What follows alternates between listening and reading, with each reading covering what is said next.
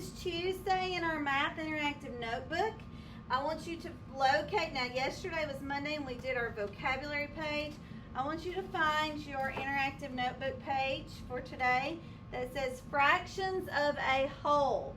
So yesterday we learned how to name the parts of our fraction. We learned what a fraction does.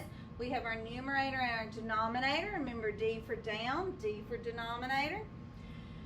The top is your numerator, and that's how many parts are shaded or how many parts that you want.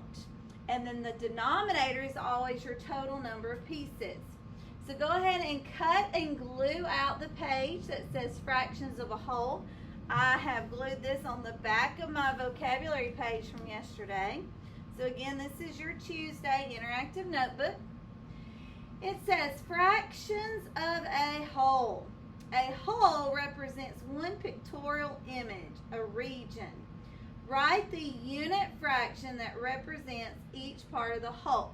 I want you to take your pencil or highlighter and I want you to circle the word unit and the word each. These two words mean the same thing. They mean one. Each means one. Unit means one. So when it asks for the unit fraction, that means I'm only going to name the fraction of one piece. One piece. Let me say that again. Unit means one. So looking at this picture, if I'm naming the fraction for one piece, my numerator is 1 because I want one piece. My denominator is always my total. I'm going to count my pieces and I see that there are 6 total pieces. So my unit fraction is 1/6, or written form, it would be 1/6. And I want you to know how to do both. So let's write it as a fraction and in words. The second question says, how many 1/6 parts are gray? So now I'm going to count all of those unit fractions that are gray. Here's 1/6 that's gray, another 6 that's gray, another 6 that's gray, and another 6 that is gray. There are 4 unit fractions that have been shaded in gray. So how many 1/6 parts are gray? 4 are gray. There are 4 parts that are gray. Next question. What fraction? See, this one did not ask for a fraction, did it? It just wanted me to count the parts. Here, they're wanting me to write it as a fraction. What fraction of the whole is gray? Well, if 4 parts are gray and my total is 6, then my fraction is going to be 4/6. And in words, that would look like this, 4/6. So go ahead and write that as both. Write that as a fraction and in words. Okay.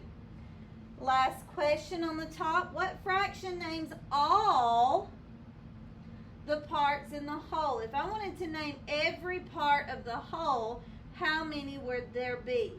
1, 2, 3, 4, 5, 6. There would be 6. And I want you to write equals 1, because anytime your numerator and your denominator match and you end up with the same number on top and bottom, that is your whole entire picture. That's one whole. All right, let's practice some at the bottom. We're going to be writing the unit fraction. Remember what I said, unit means 1. You might make a note of that on your paper. I'm going to write it up here. Unit equals 1. We need to learn that when we're working with fractions.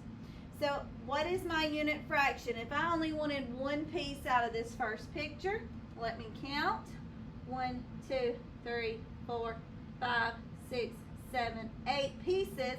So my unit fraction would be 1/8.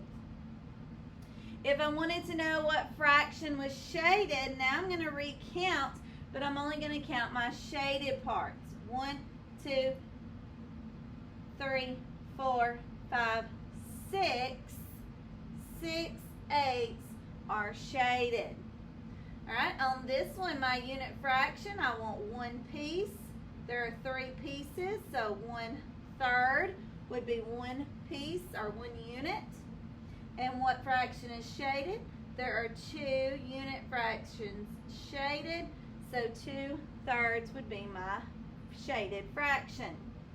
On this one, unit fraction, I only want 1 piece, so 1 out of 4 would be my unit fraction.